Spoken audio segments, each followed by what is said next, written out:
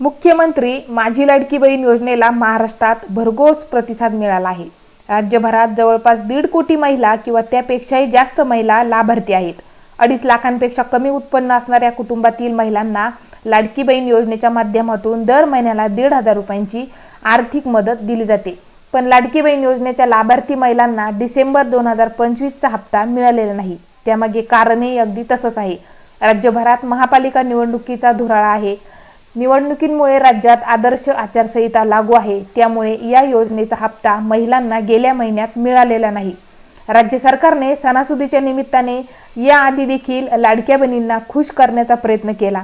याआधी दिवाळी, भाऊबीज अशा सणांना 2 महिन्यांचे एकत्र पैसे देण्यात आले। त्यामुळे येत्या मकर संक्रांतीच्या सणाला म्हणजेच 14 जानेवारीला लाडक्या बहिणींना सरकारकडून 2 महिन्याचा हप्ता दिला जाईल अशी चर्चा होती। हा हप्ता डिसेंबर आणि जानेवारीची महिन्याचा असेल अशी चर्चा होती। याबाबत विविध ठिकाणी बातम्या देखील प्रसारित झाल्या होत्या, पण काँग्रेसने याबाबत निवडणूक आयोगाला निवेदन पाठवत यावर आक्षेप घेतला होता। राज्यभरात 29 महापालिकांच्या निवडणुका पार पडत आहेत। या निवडणुकांसाठी 15 जानेवारीला मतदान होणार आहे। त्यामुळे 14 जानेवारीला महिलांना 2 महिन्याचे हप्ते मिळाले तर त्याचा प्रभाव महिलांवर पडू शकतो। या माध्यमातून 1 कोटी महिला प्रभावित होऊ शकतात आणि ते त्या हिशोबाने मतदान करू शकतात, असा दावा काँग्रेसचा होता। काँग्रेसच्या या निवेदनानंतर आता महत्त्वाची बातमी समोर आली आहे। राज्य निवडणूक आयोगाने याबाबत राज्याच्या मुख्य सचिवांना महत्त्वाच्या सूचना दिल्या।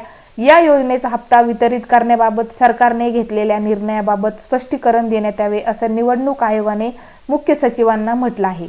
मकर संक्रांतीला लाडकी बहीण योजनेचे पैसे देण्याबाबत प्रदर्शित बातम्यांनंतर वस्तुस्थिती समजून घेण्यासाठी निवडणूक आयोगाने याबाबत सूचना केल्या आहेत। निवडणूक आयोगाचा नेमका आदेश काय आहे? राज्य निवडणूक आयोगाने याबाबत आणखी एक मोठा निर्णय दिला आहे। लाडकी बहीण योजनेचा लाभ अग्रिम स्वरूपात देण्यास मनाई करण्यात आली आहे। या योजनेचा जानेवारी महिन्याचा लाभ देता येणार नाही, असं निवडणूक आयोगाने म्हटलं आहे। असं असलं तर या नियमित किंवा प्रलंबित हप्ता देण्यात येणार असल्याचं निवडणूक आयोगाने स्पष्ट केलं आहे।